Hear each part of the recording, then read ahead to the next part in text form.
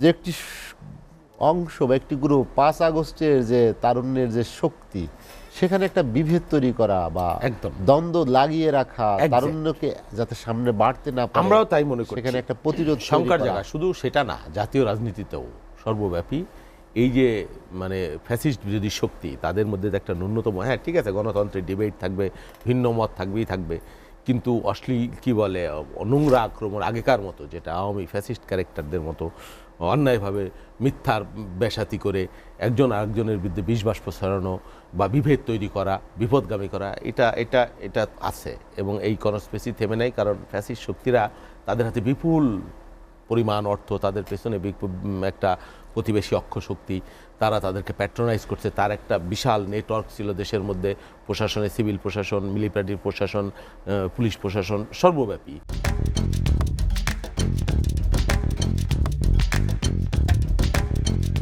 তো সেটা তো একদিনে নিশ্চিন্ন হয়ে যায় না। কিছু মানুষ পালাইছে, কিছু মানুষ ক্ষমতাচ্যুত হয়েছে, তার বাকি তো যার যা জায়গায় সেই আছে। সেই জন্য আপনি তাদেরকে দুর্বল ভাবলে হবে না, এর মধ্যে আছে। এখন আসি আপনার মূল পয়েন্টে, ও যেটা বলছিল ঠিকই বলছে। জাতীয় বিশ্ববিদ্যালয়ে 3.5 মিলিয়ন ছাত্রছাত্রী ডিল করে, কেমনে করে আমি জানি না, এটা একটা মানে মারাত্মক ব্যাপার। 35 লক্ষ ছাত্রছাত্রী কেমনে ডিল করে। আর ঢাকা বিশ্ববিদ্যালয়ে 7 কলেজ মিলে কত 8 লক্ষ 7 লক্ষ আছে কিনা আমি জানি না, সব মিলে কত হবে তারও কম, আমি শিওর। 1.5 লাখ। হ্যাঁ, কি কারণে তারা এটা সুন্দরভাবে ডিল করতে পারলো না? হ্যাঁ, শুধুমাত্র ওরা যে আলাদা হতে চায়, ওদের আইডেন্টি ক্রাইসিস, সেটার বিষয় না তো। বিশ্ববিদ্যালয় ডিলও করতে পারছে না, আমি জানি তো। নানান ধরনের জটিলতা, তারাও রেজিস্টার্ড বিল্ডিংয়ে এসে নানান ধরনের হেনস্থার শিকার হইতেছে, প্রশ্নপত্র, রেজাল্ট, এগুলো নিয়ে সিলেবাস, অনেক ধরনের ব্যাপার আছে। ওরা আবার যেটা বলেছে, ওদের দাবি যে অযৌক্তিক তা না। জাতীয় বিশ্ববিদ্যালয়ের যে একেবারে তৃণমূল পর্যন্ত গ্রামের কলেজ, সেটার মান আর ঢাকা কলেজের একটা ছেলের মান তো এক না, পার্থক্য তো কিছু আসছেই। সেই জন্যে দেখেন, এই যে সংস্কারের কথা আপনারা বলছেন, কত কথা সংস্কার নিয়ে, এই সংস্কার কমিশন, ইলেকশন সংস্কার, পুলিশ সংস্কার কমিশন, বিচার বিভাগ, ভাই যেটা আপনার মূলে যাবার কথা, শিক্ষা সংস্কার কমিশন কোথায়? সেটা সেটাই সবার নানান ধরনের এই শিক্ষা ব্যবস্থা। শোনেন, একটা জাতি রাষ্ট্রে গণতন্ত্র বিপন্ন হলে সেটা আপনি উদ্ধার করতে পারবেন, অর্থনীতি লুণ্ঠন হয়েছে সেটাও আপনার ঘাটতি পূরণ হবে, কিন্তু আমার এই যে শিক্ষা, এডুকেশন, মেরুদণ্ড, এইটা যে আপনার ঘাটতি হইলো বা ক্ষয় হইলো বা ডিস্ট্রয় হইলো, যাই হইলো, এটা কি মেকআপ করা যাবে কোনো কিছু দিয়ে? হ্যাঁ, যেটা একটা জাতিরাষ্ট্রের জন্য সবচেয়ে গুরুত্বপূর্ণ ইস্যু। আমি তো মনে করি সেই শিক্ষা নিয়ে নানান ধরনের, কী ধরনের শিক্ষা হবে, দ্বিমুখী শিক্ষা, ত্রিমুখী শিক্ষা, নানান ধরনের ব্যবস্থা, এই মাদ্রাসায় কমই, এই নানান ধরনের, তারপরে ওদের এই 7 কলেজের সমস্যা আরও নানাবিধ। এবং শিক্ষার মানটা কোথায় গেছে? আপনি শিক্ষার হার বাড়ছে, আপনি এটা বলতে পারেন। মান আপনি নিশ্চয় করে বলতে পারেন, ওই যে IMGPA 5 জেনারেশন, এটাও তো আছে। তো এটা কেন? এই যে GPA 5 একবার লাভ দিয়ে এত বাড়ছে, আবার কমাচ্ছেন, একবার আপনি রচনামূলকে যাচ্ছেন, আবার নৈবর্তিকে যাচ্ছেন, এটা তোগুলো কি ব্যাপার? সরি, কাশি। তারপরে এই ইসের মধ্যে, সিলেবাসের মধ্যে আপনি কী সব জাতির আব্বা, জাতির জনক, রাত ভরে পড়াইছেন, এগুলোও করেছেন, যা ইচ্ছে তাই আপনি ঢুকাইছেন। এর ভিতরে কি অগ্রবর্তী শিক্ষার নামে নানান ধরনের যে বিষয় বিতর্কিত, যেটা আমাদের সমাজ ব্যবস্থার সাথে যায়, এই ধরনের ব্যাপারও আছে। ভুলে ভরা শিক্ষা, বইপত্র আছে, এখন পর্যন্ত বই ছাত্ররা পাচ্ছে না। হ্যাঁ, এটা তো বিরাট সমস্যা। সরি, কী কারণে পাচ্ছে না? এই টোটাল বিষয় নিয়ে আপনার সবচাইতে জরুরি ছিল একটা শিক্ষা সংস্কার কমিশন। সেটা কি আপনাদের মাথায় আসলো না? কী কারণে আপনারা করেন নাই? আমি মনে করি সবচাইতে জরুরি এটা, তার মধ্যে এই সামগ্রিক সমস্যাগুলো আসতে পারতো, আসেনি তো। তো সেটা আপনি না করে আপনি সংস্কার করে দেবেন, আমাকে দুধ আর মধুর নহরে ভাসাই দিবেন, এত কিছু করবেন, তার জন্য নির্বাচন প্রলম্বিত করছেন, বিলম্বিত করছেন, সংকট ঘনীভূত হইতেছে, প্রতিদিন সংকট বাড়ছে, প্রতিদিন আপনার ব্যর্থতা দৃশ্যমান হচ্ছে, হ্যাঁ, প্রতিদিন আপনার দুর্বলতা দৃশ্যমান হচ্ছে। আর আপনি আমি যদি কই ভোট দেন, একটা শক্তিশালী সরকার হোক, হ্যাঁ, তাদের পক্ষে তো এগুলো ম্যানেজ করা। আর তো নাও যদি পারে তারা, তাহলে তাদের সান্ত্বনা থাকবে যে আমাদের ভোট দেওয়া সরকার পারে নাই।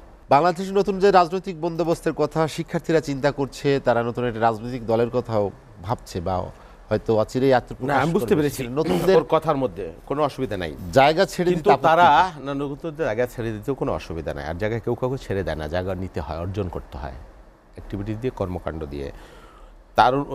ওরা যে জায়গাটা চায় বা কি চায়, ওরা স্পষ্ট করে না। ওরা যদি একটা রূপরেখা দিত যে আমাদের এইটাই গোলটা, এরকম বাংলাদেশ চাই এবং আমাদের সময়সীমা আমরা এইভাবে চাই, সেরকম কোনো রূপরেখা কিন্তু তরুণদের পক্ষ থেকে আসেনি।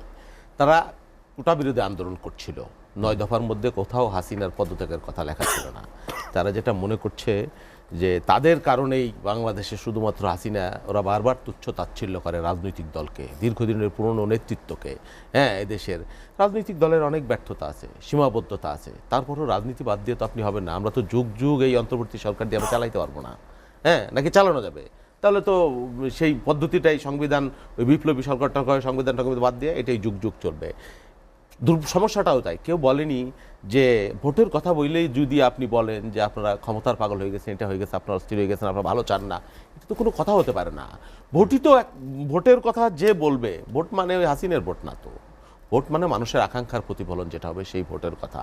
ওরা কি বলছে বা ও যে কি বললো, যে ওরা কি চায়, সবকিছু কিন্তু একটা ধূম্রজাল। ওরা কখনো বলছে রাজনীতি করবে না, আবার কখনো রাজনীতি করবে, এবং অবস্থা দৃষ্টে সব কিছু দেখে টেকে মনে হচ্ছে রাজনৈতিক নেতৃত্বকে আক্রমণ করছে। রাজনৈতিক দল ভোটের কথা বললেই ওরা তেলে বেগুনে জ্বলে উঠছে একরকম। আর তোমরা যে এই 6 মাসে যে করবা, তোমরা যদি দায়িত্ব নাও, তো কি দেখাইছো 6 মাসে? তোমরা আমাদেরকে বলো। এই যে নৈরাজ্য আর বিশৃঙ্খলা ছাড়া প্রত্যেকটা জায়গায় এই যে মানুষের আকাঙ্ক্ষা, আপনি যে আমাকে দিবেন, আপনি দুধের সাগরে বাসায় দিবেন, মধুর সাগরে, আপনার লক্ষণ টক্ষণ তো দেখতেছি না। বরং আপনি ব্যর্থ হচ্ছেন, আপনি বিতর্কিত হচ্ছেন, সাথে আমাকেও করছেন। এবং এই জাতি রাষ্ট্রটা এই যে অভ্যুত্থানের ফলটা যে ভোগ করবে, সেই ফলটাও এখন মানে টক ফলে পরিণত হয়ে যাইতেছে দিনে দিনে। আমি না জানি, এই গভর্নমেন্ট যদি ব্যর্থ হয়, বিপদটা আমার হবে। ওরা আন্দোলন করেছে, আমরা করিনি। 17 বছর আমাদের জীবনের ঝুঁকি যায়নি, 128টে মামলা খাইনি, রক্ত ঝরাই নেই, জেল খাটি নেই। কিন্তু বারবার বলা হয় আমরা করেছি, আমরা করেছি। অনেকেই করেছে। ছাত্রদের কাজই এই, তারুণ্যের কাজই এই। 52 সালে হয়েছে, 62 সালে হয়েছে, 66 সালে হয়েছে, 69 সালে হয়েছে, 90 সালে হয়েছে। কখনো ছাত্র বলে নাই আমরা এই জাতির আকাশে চাঁদে উঠাই দেবো, আমাদের কাজ এইটা, আমাদেরকে সময় দিতে হবে, নির্বাচনের কথা বলা যাবে না। এটা কোন ধরনের কথা রে বাবা? বিএনপি কইছে কালকে নির্বাচন দিতে হবে, 3 মাসের মধ্যে নির্বাচন দিতে হবে। বাংলাদেশের 3 মাসের নির্বাচনের রেকর্ড তো আছে। জাস্টিস শাহাবুদ্দিন আহমেদ যে নির্বাচন দিয়েছিল, হ্যাঁ, 9 বছরে এরশাদের জঞ্জাল পরিষ্কার করে এই যাবৎকালের সবচেয়ে শ্রেষ্ঠ নির্বাচন। আমি তো বলিনি তুমি 3 মাসের মধ্যে নির্বাচন দাও, আমি তো বলিনি তুমি কেয়ারটেকার সরকার। আমি বলেছি ঠিক আছে দাও, কবে দিবা বলো, কিছুই তো কইতেছো না। এই যে সংস্কার কমিশন, সব জায়গায় ধুলাই অন্ধকার। এই যে সংস্কার কমিশন যে রিপোর্ট দিছে, এক গাদা রিপোর্ট। বয়স 21 করতে হবে, অসুবিধা নেই, 21 করুক। কি কারণ? কেউ দাবিও তো করে নাই। 17 করতে হবে ভোটারের বয়স, করুক, অসুবিধা নাই, কোনো দাবিও তো করে নাই কেউ। কেউ কইছে যে বয়স 17 করতে আজ পর্যন্ত কোনো আন্দোলন হয়েছে? অযাচিত ব্যাপার হোক, সেটা নিয়েও কোনো কথা না। এই সিট 400 করবেন, নারী করবেন, 100 করবেন, উচ্চ কক্ষ, নিম্ন কক্ষ, কত কিছু করবেন। এই বিষয়গুলোর রিপোর্টও হয়েছে। এগুলো নিয়ে সরকারের প্রিসাইজ করে রাজনৈতিক দল, স্টেক হোল্ডার, অংশীজন কারোর সাথে কোনো মিটিং হয়েছে? কি হবে আপনি জানেন? কিভাবে আদৌ এইগুলো বাস্তবায়ন কবে হবে না হবে ইলেকশন কমিশন জানে, তারাও তো জানে না। তারা কি কাজ করবে? আপনি যদি আপনার সদ উদ্দেশ্য থাকে, আপনি বলেন যে আমার এই সংস্কার করতে 5 বছর লাগবে, বলেন 3 বছর লাগবে, বা 2 বছর লাগবে, 1 বছর লাগবে। একটা জাতি রাষ্ট্রের তো একটা 5 বছরের কর্মপরিকল্পনা থাকে। হ্যাঁ, না হাসিনার পিরিয়ড চান, না ক্ষমতা চান। হ্যাঁ, এখন আপনি যদি মানুষটা এটাও ভাববেন, আপনি যেটা বললেন যে সৎ উদ্দেশ্য আপনার, বাংলাদেশকে আপনি সংস্কার করে ভবিষ্যতে আর খারাপ কিছু হবে না, সব ভালো হবে, তো এই আপনাকে কেন আমি বিশ্বাস করব? আপনি কি মনে করেন আপনি সেদিন ডাক দিয়েছিলেন, আপনার কথায় যত মানুষ জড়ো হয়েছিল, কালকে আপনি ডাক দিলে আপনার কথা সব মানুষ আপনার পিছনে শক্তি রাখবে, ঐক্য রাখবে? আপনি কি মনে করেন এটা? আপনি আপনার ওই যে বিএনপির আপনার তারুণ্য আপনার পিছনে ছিল না, সেই তারুণ্যকে আপনি সাইড করে দিয়েছেন। জামাতের তারুণ্য ছিল, তাকে আপনি সাইড করে শুধু আপনার যেটা, তাও দেখি আপনারা কয়েকজন যারা রয়েছেন, হ্যাঁ, দফায় দফায় মারামারি করতেছেন। হ্যাঁ, এই অফিসের মধ্যে মারামারি করেন, হেনে মারামারি করেন, হনে মারামারি করেন। আপনারা জাতির স্বপ্ন দেখাইতেছেন, আপনারা জাতির একেবারে সোজা রাস্তা উঠাই দিবেন। আপনারা আগে ঐক্যবদ্ধ হন, এবং তারুণ্যের শক্তি, আপনার সাথে আমার তারুণ্য আছে, সেটাকেও আপনি, তার মতটাও আপনি দেন। সমস্ত তারুণ্যের মতটা নিয়ে প্রিসাইজ করেন। আপনি যদি বলেন সব তারুণ্যের প্রতিনিধি আপনি, এখন সে অবস্থা না। আলোচনা শেষ করতে চাই, সেটা ওই আগে শেষ। আপনার কাছে একটু জানতে চাই যে জুলাই ঘোষণাপত্র নিয়ে কেন কোনো অসুবিধা নাই, প্রেসিডেন্টকে আপনি সরান না কেন? প্রেসিডেন্টকেও সরান, জুলাই ঘোষণাপত্র আপনি দেন, এটা কিন্তু আমরা বলিনি। আমরা বলেছি জুলাই ঘোষণাপত্র আপনার 5 মাস পরে কেন মনে হইলো, কেন তারপরে মনে হয়নি?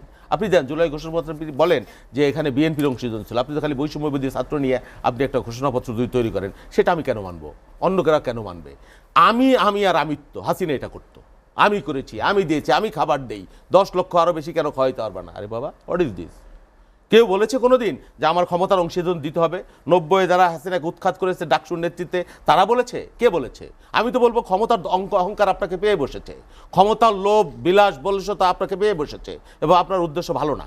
আপনি দিনে দিনে নিজেই বিপদগামী হচ্ছেন, এবং আপনি জাতিকেও বিপদে ফেলবেন।